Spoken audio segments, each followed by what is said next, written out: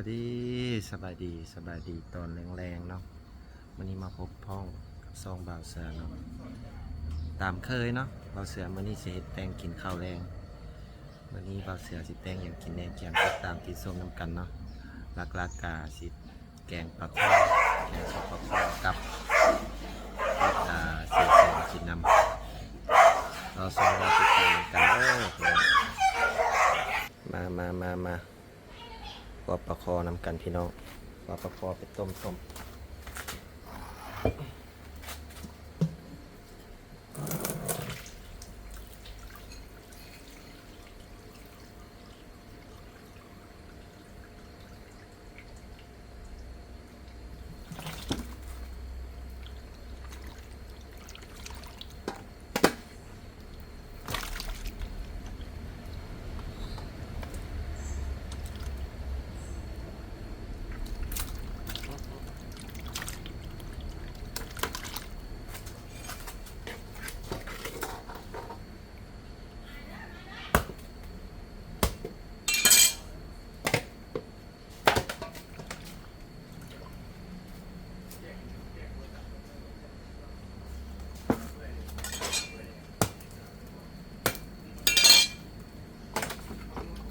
าดุกน้ำพร้อม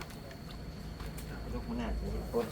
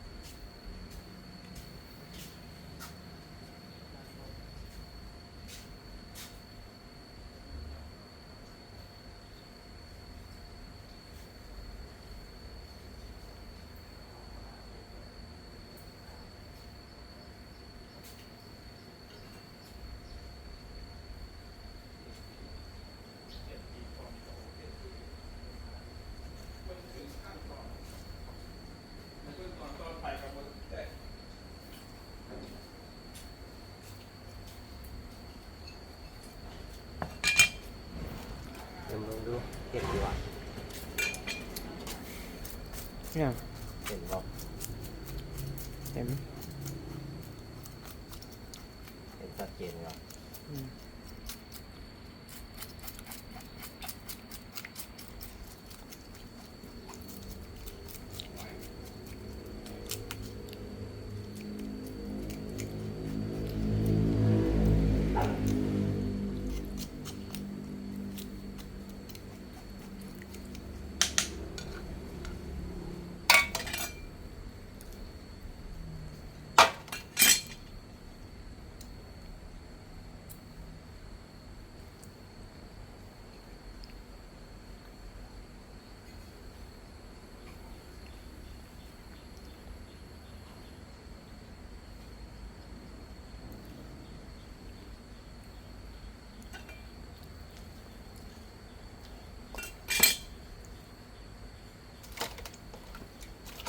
เ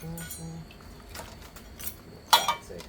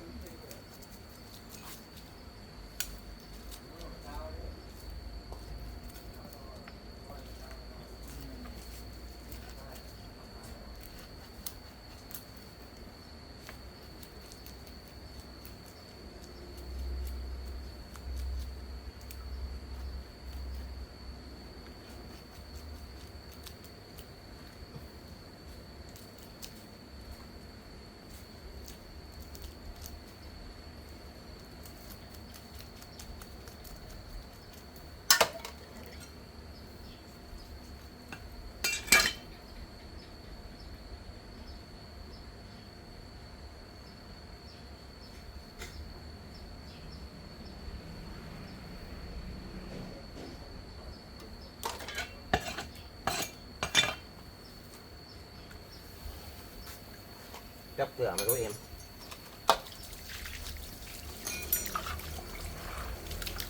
มาเบิดกับปุ๊กคนเด้อ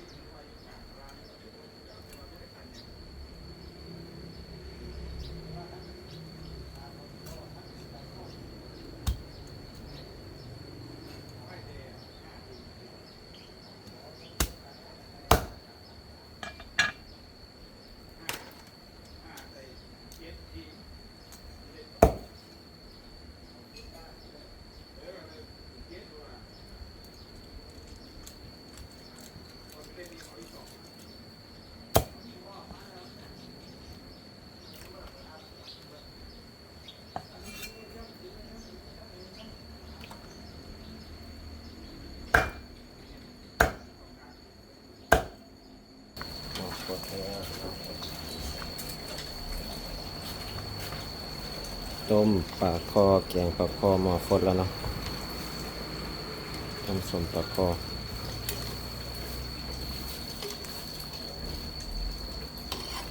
ซีนไป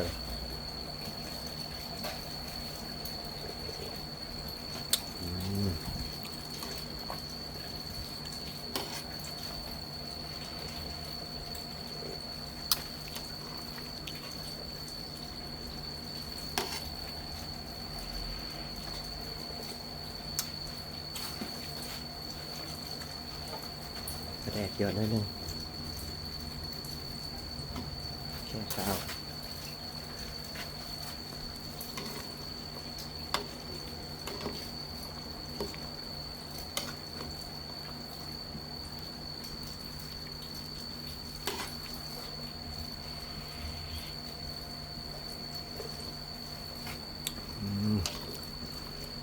แซ่บครับพี่น้องปลาเริ่มสุกแล้วเนาะรสชาติโอเคแล้วตามด้วยใส่หอมผักบัวแล้วก็ผักอีตูลงไป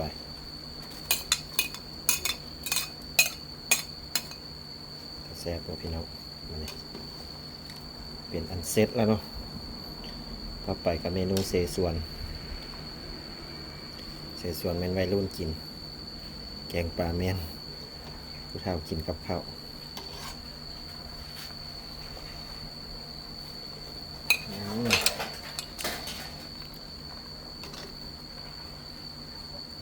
แซ่บ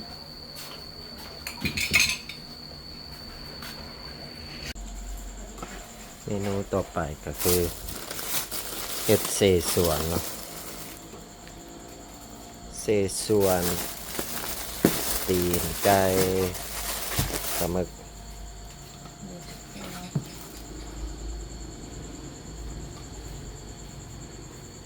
ตัดตีนไก่ก่อน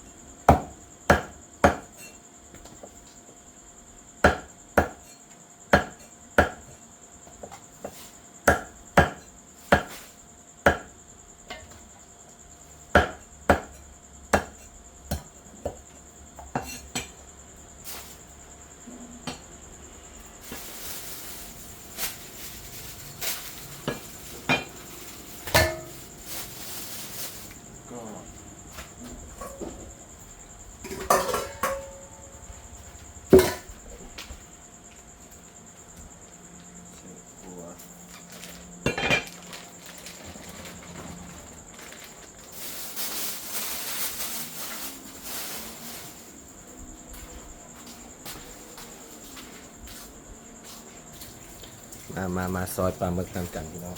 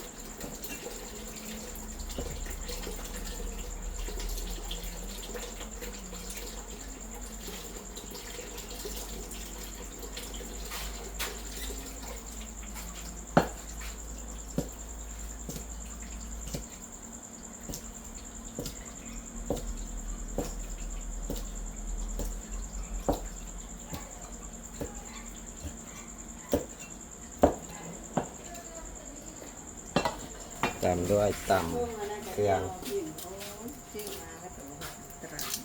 ตำเครื่องใส่แก้วเสสวนเนาะตำเครื่องตำนี้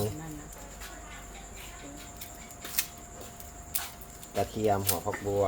แล้วกระขิงพร้อม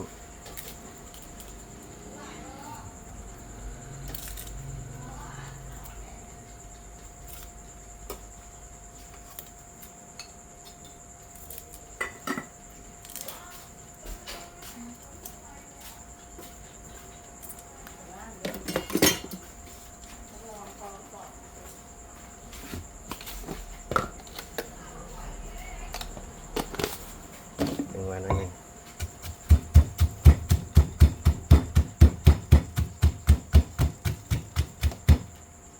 ตามแล้วก็เสร็จ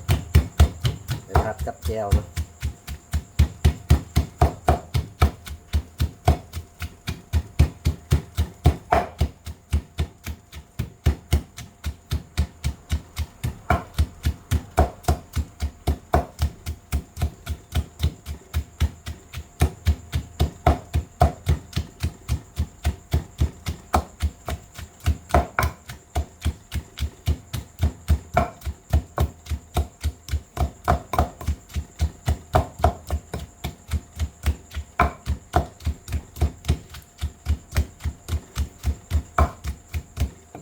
ตำเพราะหยาบว่าตำมุ่นเป็นไหนตำเพราะหยาบแล้ว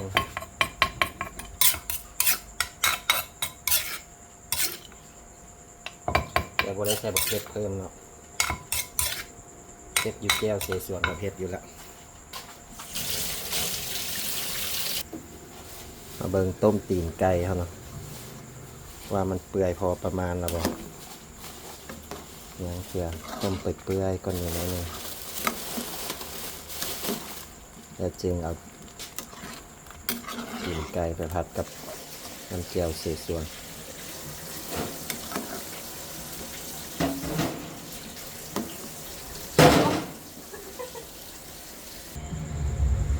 อันนี้ถุงเครื่องแก้วมันนะถุงเครื่องแก้วเสส่วนแซ่บย้อนแก้วนี่แหละต่อไปแม่นพัดแก้วเสส่วนใส่น้ำมันหมูน้อยหนึ่ง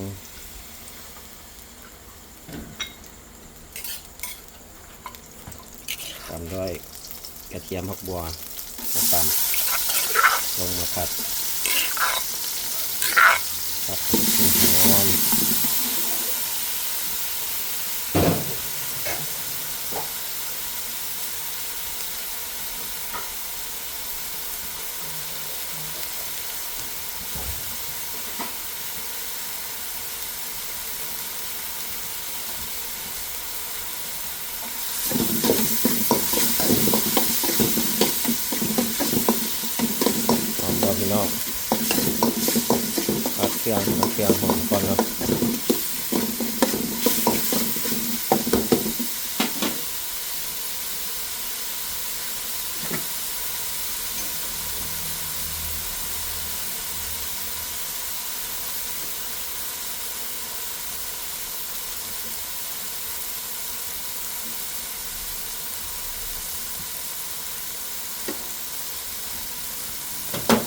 รื่องหอมแล้วก็ใส่แก้วเสสวนลงไปเลย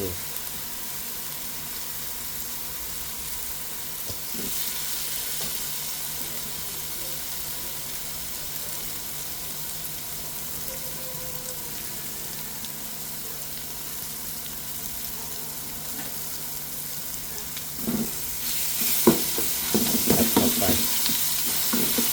ให้มันหอมๆ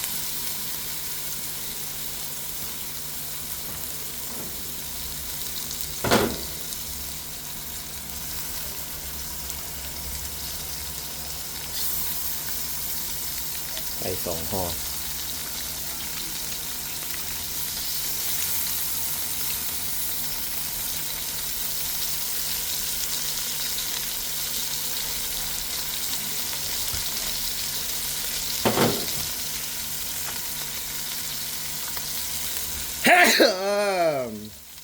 จามแล้วพี่น้อง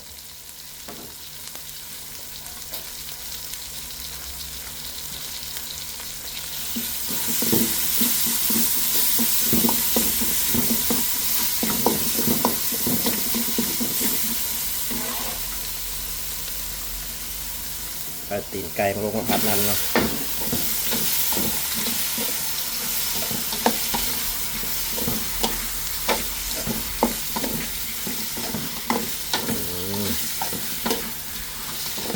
หอมแล้วพี่น้อง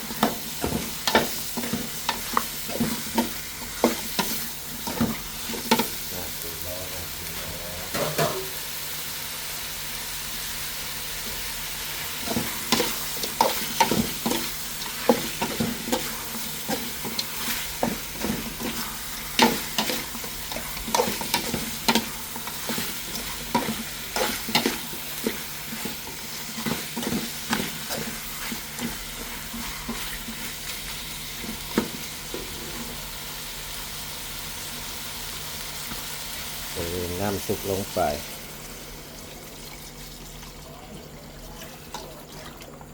ตุนมันเนาะพี่น้องตุนมันเข้าน้ำเข้าเนี้ย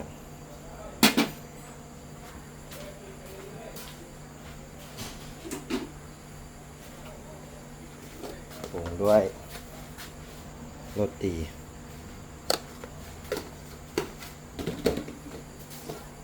ขาดบ่ได้ก็คือใส่หลายแซ่บหลายแป้งนัวตัดด้วยน้ำตาลหน่อยหนึ่งเป็นอันเซ็ตรอให้น้ำเดือดก่อนนะเราก็มาซิมเบิ่งรสชาติว่ามันโอเคหรือบ่อัดฝาหม้อถ้าน้ำเดือดจักหน่อยฟดแล้วพี่น้องฟดแล้ว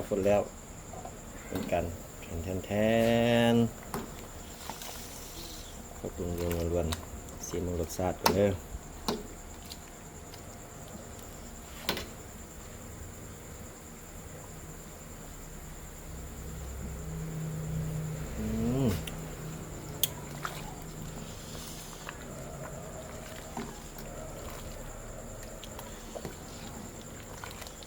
แซ่บโอเคเลย